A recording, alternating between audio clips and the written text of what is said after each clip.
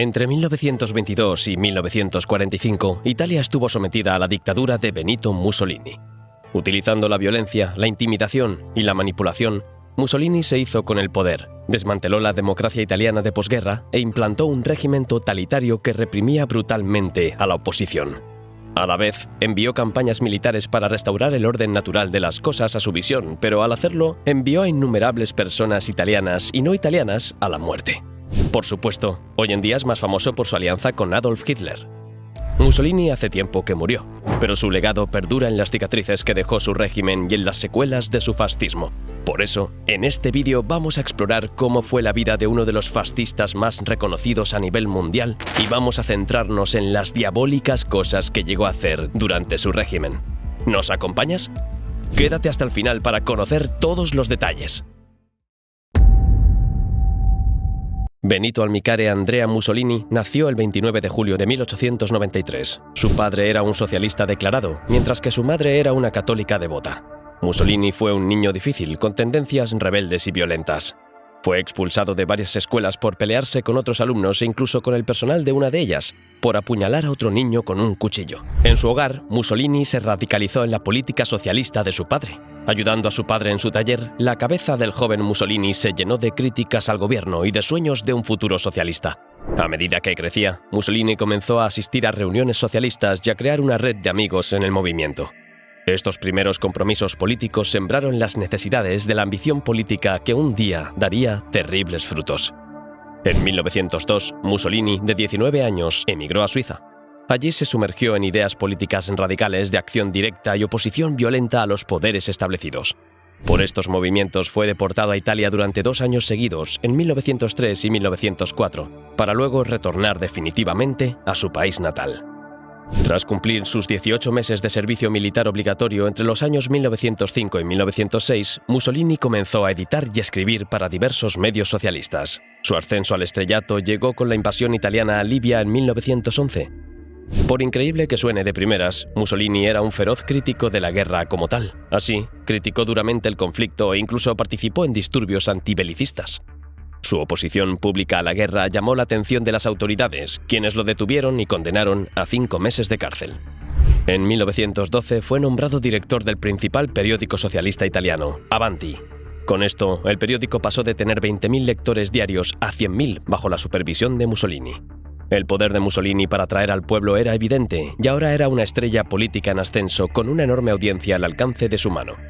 El camino de Mussolini en la vida pronto daría un giro radical. En 1914 estalla en Europa la Primera Guerra Mundial.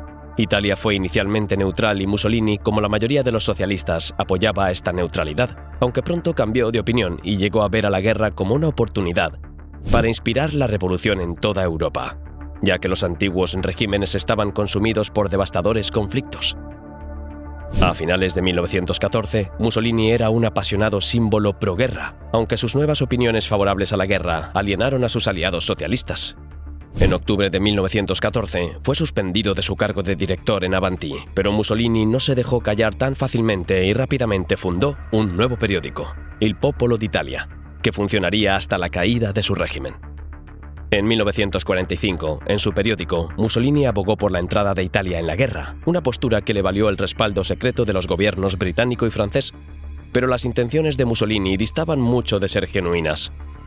Quería que la guerra funcionara como un preludio de la revolución y llegó a verla como un paso crucial en la formación de una fuerte identidad nacional italiana, ya que, según sus propias palabras, en un discurso pronunciado en diciembre de 1914, la sangre es lo único que mueve los engranajes de la historia. Furioso con el gobierno italiano, instó a disparar por la espalda a una docena de diputados. Italia entró en la guerra en 1915 tras las promesas de la Unión Europea. El propio Mussolini sirvió en la misma, alcanzando el rango de cabo antes de ser licenciado tras resultar gravemente herido por un disparo 2 años después de la entrada italiana en el conflicto bélico. Sin embargo, la experiencia de la guerra había endurecido las convicciones de Mussolini e inspirado por un militarismo agresivo y un nacionalismo desenfrenado que le distanciaron aún más de su socialismo antimilitarista. Ahora sostenía que la nación debía ser el ejército. El gobierno y las fuerzas armadas debían estar unidos en una misma cosa y a su cabeza debía estar un hombre que tuviera la delicada mano de un artista y la mano dura de un guerrero, entre otras condiciones. Todos sabemos a quién se estaba queriendo referir. La ideología fascista estaba lista para convertirse en una fuerza política. Tras el fin de la guerra, Italia se encontró económica y políticamente debilitada, habiendo sido humillada en el frente diplomático por el Tratado de Versalles, en el que las potencias aliadas rompieron las promesas de tierras a Italia en Europa del Este. El primer ministro italiano, Vittorio Orlando, estaba tan furioso que se marchó de la conferencia de Versalles con disgusto. El gobierno italiano no podía mantener sus promesas de beneficios a los veteranos, la confianza en el gobierno se rompió y la población italiana pedía por soluciones radicales.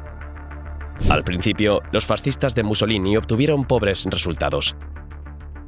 En las elecciones de 1919, ninguno de los candidatos fascistas fue elegido para la Cámara de Diputados, sino que fueron los socialistas los que obtuvieron los mayores logros. Los años 1919 y 1920 se conocen como el Biennio Rosso o el Bienio Rojo, debido al éxito nacional de los grupos socialistas.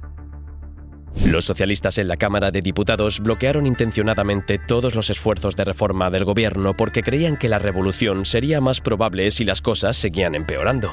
En todo lugar estallaban huelgas y en todo el país surgieron consejos obreros comunistas. Esta era la oportunidad que Mussolini había estado esperando. En 1920 había surgido un nuevo grupo entre los fascistas, las Brigadas Negras, una milicia fascista que se dedicaba a la violencia política contra socialistas, comunistas y anarquistas en toda Italia. Sus filas incluían a muchos de los veteranos de guerra descontentos y furiosos por las promesas incumplidas del gobierno italiano. Ellos temían, como muchos italianos, una revolución socialista y desataron una oleada de violencia política contra los aspirantes a revolucionarios. Las Brigadas Negras disolvieron huelgas, intimidaron rivales y cometieron asesinatos para alcanzar sus objetivos.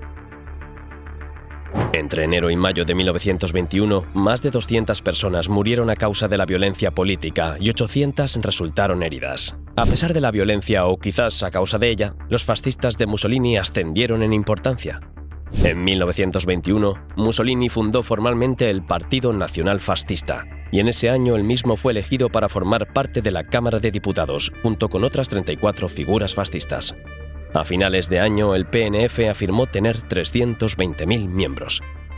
Durante el año 1922, en Ancona, por ejemplo, las Brigadas Negras lanzaron una campaña de incendios a edificios ocupados por socialistas, mientras el gobierno italiano no hacía nada por sofocar la violencia. El movimiento de Mussolini era numeroso, capaz de ejercer una violencia ambiciosa y cada vez más popular. Los socialistas fueron derrotados en 1922 y se retiraron. Mientras tanto, el gobierno italiano era impotente e impopular, por lo que había llegado de impactar. En 1922, 30.000 fascistas descendieron a Roma. El propio Mussolini estaba en Milán, dejando el liderazgo de la marcha a sus subordinados. El gobierno italiano entró en pánico y el primer ministro suplicó al rey Víctor Emanuel III permiso para usar la fuerza letal. El rey se negó, ya que Mussolini había amenazado con una masacre a lo grande si el gobierno se le oponía. El 31 de octubre de 1922, con tan solo 39 años, Mussolini fue nombrado primer ministro de Italia. Mussolini ostentaba ahora el reinado del Estado y se necesitarían 2 décadas y el conflicto más destructivo de la historia de la humanidad para arrebatárselo. Aún en el poder, su posición era vulnerable, ya que solo una pequeña porción de los diputados eran fascistas. En 1923, el gobierno aplicó la Ley Acerbo, la cual declaraba que el partido que obtuviera el mayor porcentaje de votos en las siguientes elecciones, siempre que dicho porcentaje fuera superior al 25%, obtendría automáticamente 2/3 de los lugares del Parlamento. La ley puso fin a toda posibilidad de participación política por parte de la oposición al nuevo gobierno fascista. Las elecciones de 1924 fueron las últimas elecciones libres celebradas en Italia hasta después de la Segunda Guerra Mundial. Los fascistas de Mussolini ya gozaban de un apoyo considerable, pero no podían suponer que tendrían la cuota del 25% necesaria para la victoria en una elección justa. Una vez más, las Brigadas Negras se desplegaron para intimidar a los votantes. Como era de esperarse, la coalición fascista obtuvo casi el 65% del voto popular y se hizo con el control mayoritario de la Asamblea Legislativa. Un político socialista, Giacomo Matteotti, denunció los resultados y criticó el uso de violencia en la campaña política. 11 días después, Matteotti fue secuestrado y asesinado por un grupo de partidarios fascistas. Este descarado asesinato amenazó brevemente con deshacer la obra de Mussolini. La prensa fue muy crítica y hubo represalias violentas contra los fascistas, incluso se presionó al rey para que destituyera a Mussolini. Sin embargo, los socialistas tenían pocos partidarios verdaderos y muchos temían que la destitución de Mussolini solo provocaría una guerra civil. Llegó el 3 de enero de 1925. En un discurso ante el Parlamento, Mussolini dejó claro lo que pensaba de la violencia. Declaró ante esta asamblea y ante todo el pueblo italiano que «Yo y solo yo asumo la responsabilidad política, moral e histórica de todo lo que ha sucedido». Así, Mussolini no se disculpó, no se arrepintió y declaró sin rodeos que para los problemas a los que se enfrentaba Italia, la única solución era la fuerza. Poco después, purgó su gabinete de no fascistas y asumió el título del Duce, el caudillo. La democracia italiana estaba bien y verdaderamente muerta. El régimen de Mussolini era un régimen de supresión y unidad forzada, envuelto en una imagen populista que se enorgullecía del fortalecimiento de la nación. En su conjunto, los tres principios a seguir por el pueblo italiano eran creer, obedecer y luchar. En 1926, todos los partidos de la oposición fueron ilegalizados, poniendo fin a cualquier esperanza de solución política al fascismo. La dictadura de Mussolini supuso un estricto control de la prensa, con amplias campañas de censura que impedían al público cualquier crítica a su régimen. Mientras tanto, los opositores potencialmente problemáticos fueron detenidos y encarcelados. Quizás el más famoso de ellos fue el escritor comunista Antonio Gramsci, encarcelado durante 11 años hasta su muerte. En 1937, Mussolini neutralizó a otras oposiciones de maneras interesantes, la más famosa de las cuales fue la firma de un acuerdo con el Papa por el que se reconocía la independencia de la Ciudad del Vaticano, a cambio de que el Papa no criticara al gobierno fascista, neutralizando otra posible amenaza a su liderazgo. Como resultado, la resistencia italiana al régimen de Mussolini fue relativamente mínima. Una vez establecido, Mussolini fue libre de perseguir su agenda ideológica en Italia y en el extranjero. La estrategia económica de Mussolini daba prioridad al control de la inflación y al aumento de la producción agrícola, especialmente de cereales. Esto requería un control cada vez mayor de la economía italiana, y en 1939 la gran mayoría de la economía italiana estaba en manos del régimen.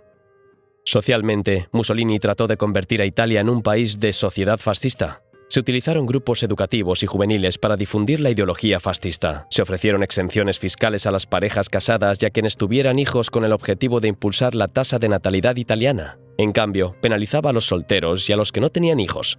A partir de 1927, los hombres solteros tuvieron que pagar el doble de impuestos que los casados. Internacionalmente, Mussolini soñaba con un nuevo imperio romano y pretendía construir una enorme colonia italiana. En este sentido, Italia había controlado Libia durante años, pero se enfrentaba a la resistencia constante de los grupos rebeldes nativos. Mussolini utilizó sus métodos despiadados para derrotar a los rebeldes libios a partir del año 1923. Sus fuerzas desarrollaron una reputación por su brutalidad excesiva, por ejemplo en el uso de ataques con gas, campos de concentración y una masacre de civiles al por mayor, premisas que definieron la batalla italiana con los rebeldes libios. Como resultado, más de 50.000 libios, en su mayoría civiles, fueron asesinados y muchos otros fueron alejados de sus hogares permanentemente. Mussolini puso sus ojos en Etiopía. Esta era una de las pocas zonas de África que nunca había sido conquistada por las potencias europeas, y el líder fascista quiso establecer allí una nueva colonia italiana para demostrar el poderío militar de su régimen.